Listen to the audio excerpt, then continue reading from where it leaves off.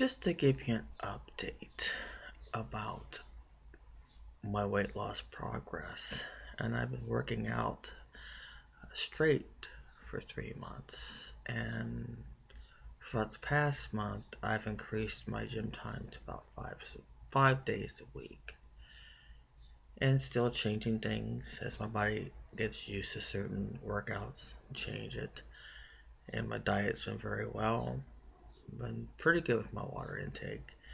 So right now, up to date, just to let y'all know that I've lost a total of 28 pounds, with another 50 more 2 pounds to go to blast off my body, and I've been feeling much better and taking back up yoga again throughout the past month, and I used to practice it a lot when I used to work out. Now that I'm back into the workout circuit, um, yoga has really helped me, not just physically but mentally. And some people get intimidated by yoga, and really, there's something to be really intimidated about because yoga can be very, very versatile.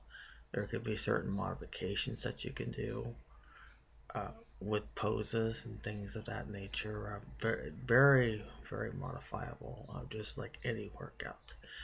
But anyway, job wise, still hunting, still looking, still haven't really found anything. Been getting job leads as always from the school I graduated from, a few interviews here and there. Still to no avail of a job offer, obviously. So, still looking. I'm not going to give up. It's just a lot of times I can come in there with a perfect resume. I can come up there with the best outfit. I can be and I come in clean. My clothes are clean, pressed, not too much makeup, the right jewelry. I can have all the right stuff on me and speak well in an interview and looking the interviewer in the eye and still not not get a job. So I look at it this way, and I'm not trying to be a narc saying this, but if I'm doing everything right, as far as approaching an interview and dressing right, clean, look the person in the eye, answer the questions well, carry myself well, and they still don't give me the job offer, then I know it's not me, it's them. It's obviously not the right employer for me to work for. So I believe that's just God's way of telling me not yet, not yet, not yet. I still have my faith, and I know my faith will bring me through this jobless cycle. I expect sometime soon. But anyway, other than that, nothing much really to really report other than I'm just very happy with my weight loss and 28 pounds off my body and able to fit some of my clothes that I couldn't fit. So I'm down from started out when I started working out as size 22, 24, and now I'm down to about a 16. And I'm very, very happy, very thrilled. So anyway, um, this video is going to be about, this is something that I found in Facebook that I find quite interesting, and sometimes I see different posts because I belong to certain groups about uh, adult children of narcissism, and I've seen this off and on quite a bit, and I want to address it. This one is more like, what should you do? And I'm just reading this off my phone here. It says, what should you do if your narcissistic parent gets ill? Um, if you feel you want to help them, then go help. Um, do it because you want to, but not to feel guilty. Simply be aware that they are still the same person. Don't expect anything to change when they get um, when they get better, not only will they go right back into treating you the way that they did before they got sick, but most likely use the situation to further their abuse. So this I find very, very interesting. And a narcissistic parent, whether it be mother or father, very sick, maybe not sick enough for them to be at their deathbed yet, but sick to where they're in the hospital, and more opportunities to use that guilt trip on you. Another way to manipulate and pull your emotional strings. And even if you were to go no contact and stay no contact, and all of a sudden, somewhere you hear through the grapevine, or you hear through a flying monkey visiting you and saying, hey, mom's ill, she wants to see you. Or even if she's at her deathbed, ill enough to even hit her deathbed, and make such a request to really want to see you, make things look like she's so sorry and all that. It's a trap.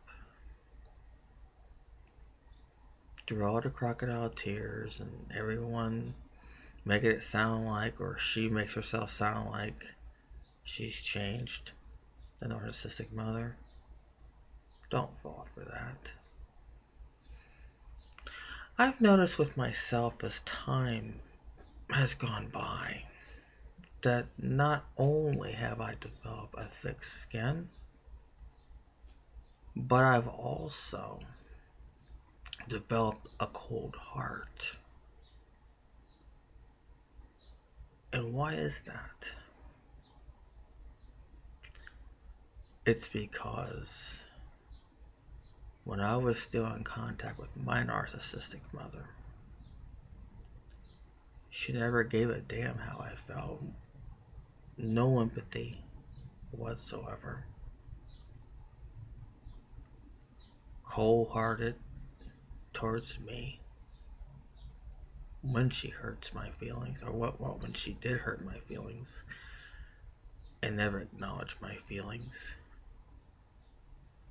Or if I know something more about a subject matter way more than she does, didn't care about insulting my intelligence or hurting me. Didn't care. Those feelings there that I just mentioned, the constant invalidation, not only has helped me develop tough skin with her, but also has helped me develop a cold heart. And really, that's not a bad thing. Some people who don't understand or don't get it, that's never had narcissistic parents, they'll never get it. And I remember mentioning that several videos back, that they don't get it. Friends or people that you think are your friends will never get it, will never understand it. But you know yourself, what you're going through is really, really real. But people like that will always say, well, why you gotta be so cold to your mom? She brought you up, she did this. Yada, yada, yada. We know. We know what road we've been through as victims of a narcissistic parent, narcissistic mother. We all know what we've been through. We know. And developing such a cold heart about whether or not she falls ill or on her deathbed, or just ill, maybe had a heart attack and survived it type of thing, and wanting you there. And I could really care less if that really happens as far as a flying monkey. One of her flying monkeys comes to me and says, hey, mom's sick. She wants to see you or whatever. And the development of a cold heart, me having a cold heart, is just my way of protecting myself from any further hurt, for one thing. And second of all, the wisdom that I gained from overcoming narcissistic abuse tells me it's a trap, and more likely a manipulative maneuver to be able to suck me back in there, that Hoover effect, or the rabbit hole for me to fall into. And I know better. Even though she could be legitimately sick or had some catastrophic illness hit her, I still wouldn't come and see her. I wouldn't care what her requests are. And I know that my narc sisters, the flying monkeys, wouldn't really want my presence there, and I don't want to be there. As far as I'm concerned, when she hits that part in her life where she falls very ill and maybe in a nursing home, or she ends up in a nursing home somehow, well, guess what? I don't really care, and I don't want no part of it. So like I said, developing a cold heart is really not a bad thing. It's not. Because you know why?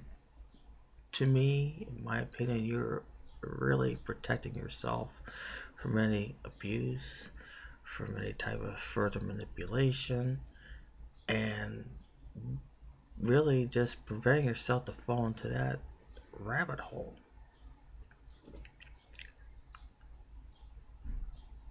And you have to protect yourself. Once you go and stay and maintain no contact, you still remain very aware and very vigilant about everything that goes on around you. And for somehow, flying monkey would come to you. One of your narcissistic mother's flying monkey comes to you and really wants and assists you to be there to try to pull guilt trips. All you gotta do is turn your back. It's like, I don't want no part of it. I don't care. Walk away. If they keep yak and try to make you feel guilty, hey, just do this and sing some songs as you walk away and saying, I don't know, just sing your favorite song or something, whip out your cell phone if you got some music downloaded and play it loud and just walk away, because you don't want to hear the bullshit. You don't want to hear all the guilt trips and all that. You've been down that road before. And it's like a way of just tuning yourself out. But so don't ever feel that having a cold heart towards your narcissistic mother or father when they hit their deathbed, don't think of it as a bad thing, because look at this way, when they hurt you when you were coming up and even into your adulthood, they didn't give a darn about hurting your feelings. They didn't care less one bit. They tried to ruin your life. They tried to destroy you. So don't ever get into that epiphany thinking, oh, maybe when they hit their deathbed, they'll really be sorry and they'll apologize. Give up that fantasy, because it's nothing really. I mean, I understand. Trust me. I understand that hope. But you have to let go of that hope, because they'll never change, and they'll be really a sick son of a bitch and take it to the grave. They're going to continue to be the way that they've always been towards you, no matter what. No matter what. And even if they act like some type of miracle or act like they found God, still, don't believe them. Because in the end, you can make them pay for what they did to you by just turning your back and not even getting involved with them falling ill or really at their deathbed, taking their last breath before they croak. We don't want to be a part of that. At least I don't. But I know some of you out there may still feel kind of guilty. And I'm telling you, don't. Because it never felt guilty hurting you, abusing you. And they will continue to abuse you, even when they take their last breath. So all I'm saying is give up that hope of them ever running into an epiphany that they realize how wrong they were to you, because they will never admit that they were wrong. They'll take it to their grave. So that's all I really need to say about that.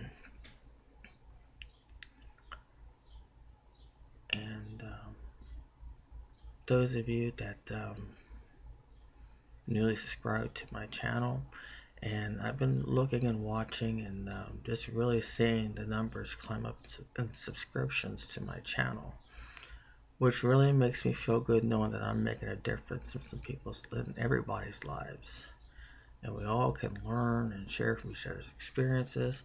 I love the feedback with every video that I've ever made, and I just really feel more validated, and not so much more validated, but also too knowing from your feedback, and I can tell, from what I can tell, I know what stage all of you are at, though, just by your comments, and I know a stage where you're at as far as recovery is concerned, and I just say hang in there. Keep fighting, keep recovering, keep making progress, as I always say. Never just stay in one spot and never try to really progress into healing. We've all been through a rough and raw ordeal, being abused by a narcissistic mother and or father, or both. And do I ever think about my late enabling father? No. Very rare. But like I said, coming back to your comments and feedback, I can tell from some of you that has really been very appreciative and very just showing me that I'm making a difference in your life has really been the biggest reward that I could ever have by having this channel. And like I said, my channel's never going to go away. Never. I will continue to make videos. I will continue to become an inspiration to all of you out there that you can overcome this. I mean, it's a rough road, but let me tell you something. Once you become and stay no contact, and you heal over time, believe me, you'll find so much peace, so much joy, and focusing on, because at some point you gotta focus on making yourself a healthier and better you. And believe me, I have, by just taking care of my physical health and my mental health, because just going to the gym does more to me than physically, but also mentally. And it's also really, really boosted my confidence even more. So, and eating right as well. So, I'm going to go ahead and wrap up this video. But like I said, I thank you for all of your comments and feedback. I read all of them. And I try to get to them when I can. Like I said, been very busy. And I try to make videos when I can. So I haven't forgotten about any of you out there. But just to give you something to really think about, if whenever you ever face this situation about your narcissistic mother, father getting ready to croak, just giving you some insight on how to deal with that. So like I said, take to heart that having a cold heart towards them is not a bad thing. You deserve to protect yourself from their abuse, because they're going to abuse you with the slightest bit of contact. Even if you were to sit there and see them on their deathbed, surrounded by her flying monkeys. And even if she couldn't talk, if she's that well ill, believe me, the flying monkeys will do the job for her. So another opportunity to try to abuse you for going no contact or for whatever reason. Develop a cold heart and walk away from it. You don't want no part of it. But that's just really my perspective about things. So anyway, don't know what the next video will be about. Not really sure. Like I said, as subject matter comes to mind, I'll make a video. But if you have any suggestions, please indicate to me in the comment box. And like I said, the newer subscribers that's really found my channel, I welcome you with love and open arms. And never ever feel like it's ever too late to give me any feedback on all my older videos. You're more than welcome to comment, and if I get the chance, I'll write back. But for some, that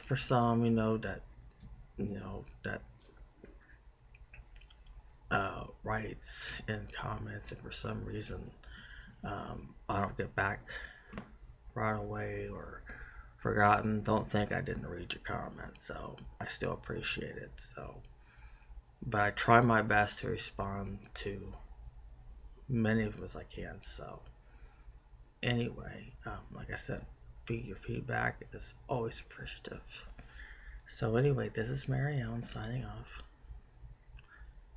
And as always, I wish you love and peace and joy. Thank you. Take care. Bye for now.